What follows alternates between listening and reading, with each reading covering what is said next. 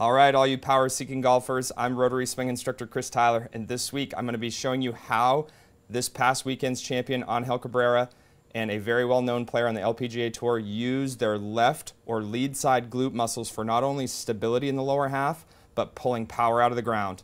Let's go ahead and get started.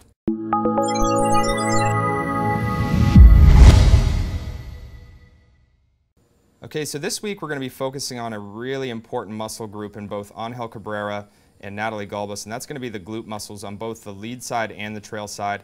I'm going to go ahead and draw a line that's going to touch both the players' backsides here. And normally I would draw this line straight down, but we have a little bit of a conflicting angle here from Angel Cabrera.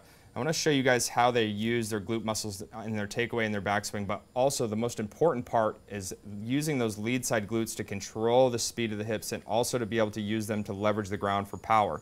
Now there's a lot of people on the site we have that are hip spinners, and I know that we talk a lot about different ways or different drills that you can control the speed of the hips, but if you get some really good kinesthetic awareness of the lead side glute muscles, you can in turn control the speed of the hips in the hitting area.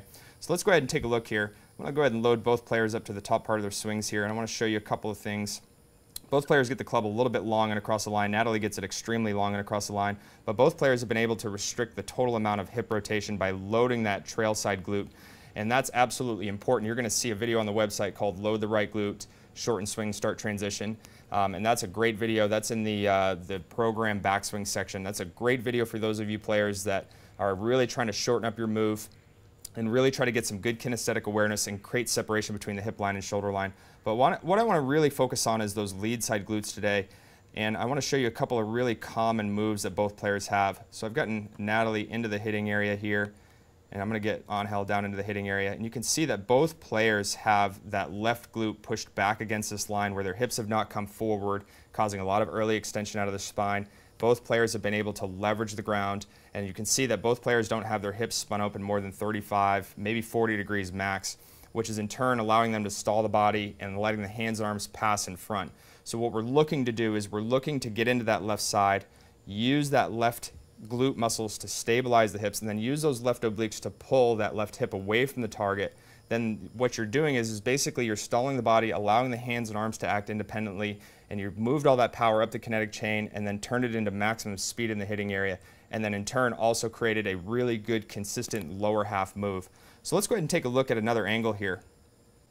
Okay, so here we are looking at the reverse angle of both players, both Angel Cabrera and Natalie Gulbis. And I know in that last frame on the Natalie Gulbis side, you probably saw her right foot come off the ground.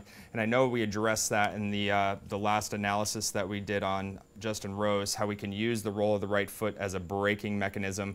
We want to be rolled to the inside part of that foot. But you can also, for you hip spinners, aside from using that right foot rolled to the inside part of the foot, if you have some good awareness of those glute muscles, you can really control the speed of those hips in the hitting area and not running yourself into a bunch of big blocks or a bunch of quick hooks.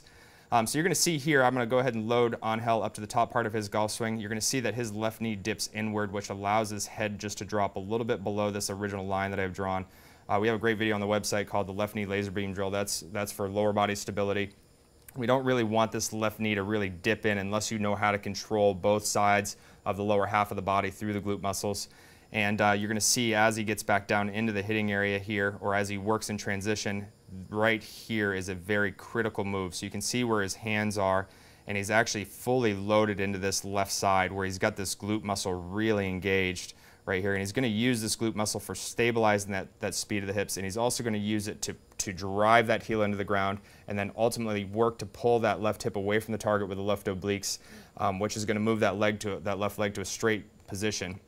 So that's allowing him to leverage the ground without making any sort of drastic squat move, which is probably one of the more overdone moves that we've seen on the website, where people are trying to make this drastic amount of squat and in turn running into a lot of problems where they get a lot of early extension out of the spine, because when you sink down in the quads are going to want to try to fire very early, and then it becomes a really big mess and a really big headache for consistency issues.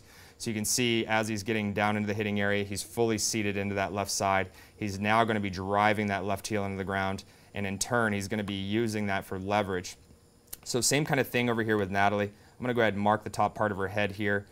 She's going to shift just a little bit. Okay, you're going to see that she has that same sort of left knee dip. She gets the club a little bit long and across the line there, And then as she works back down, you can see that she's fully seated into this left glute at this particular junction. So Angel's got his hands just a fraction lower, but she's fully seated in that left side. She's using the left glute muscles. You can see that that right foot's starting to come off the ground to try to help a little bit too much at this point. But as long as she's got those glute muscles, those lead side glutes really engaged, she should be able to stabilize the hips just as she did in the backswing, and in turn use that to be able to stall the body correctly. And let me go ahead and work her down into impact here. You can see that that left leg has gone to a straight position. She has leveraged the ground a ton because she's nearly come up onto her toes on her left side. She's pulled the power out of the ground and then turned it into an immense amount of speed. And you're going to see the very similar move here with Angel. He's worked his left leg to a straight position. Now he's delivering all that power, or moving that power up the chain, and then turning it in max speed at the hitting area, which has in turn made him an extremely long hitter out there on the PGA Tour. And Natalie is no slouch on the LPGA Tour as well. So both players utilize their glute muscles not only to control the speed of the hips, but also to leverage the ground. So once you start to develop that good kinesthetic awareness of those lead side glute muscles, as I've outlined in the straight left leg at impact video, use that in conjunction with sitting into the left side. Work on those drills, work on making sure that you have awareness of the correct muscle groups and get those things engaged to be able to create consistency and move a lot of power up that chain. All right, so let's get out there and put it to use. Let's use those lead side glute muscles to stabilize, turn that into power, bomb it past all your friends, and have a great round. I look forward to working more with you guys in the future, and I hope you have a great day. Okay, so those of you that are joining us on our YouTube channel, I'm going to go ahead and include a special bonus video of the straight left leg at impact to show you how you can use the left glute muscles not only to be able to stabilize, but also be able to pull the power out of the ground. And remember, if you like this video, go ahead and click the like button below, and if you have any questions or comments, feel free to post those up and I'll get to you the best I can. I look forward to working more with you guys in the future. Now get out there and play some great golf. Hi guys, I'm Rotary Swing instructor Chris Tyler, and today I'm going to talk to you about the overall function of the left leg from the top part of your backswing into impact.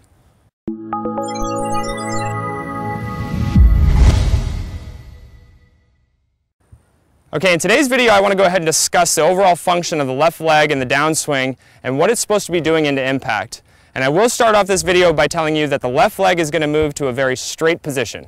Okay, so if you've ever been unclear as to what the left leg is going to be doing, it's going to be moving to a straight position. Now, how do we move it to a straight position? Okay, very simply put here, we use two very important muscles that I want to make sure that you're aware of before we set up any sort of drill. I want you to be aware of these muscles because they are very, very crucial to the leg moving to a straight position. All right, the first muscle I want you to be aware of is the glute. All right, the left glute is one of those two muscles. The second muscle is going to be the obliques. Okay, the obliques are part of those big box muscles that you hear around the site. They're really responsible for aiding the rotation of the body.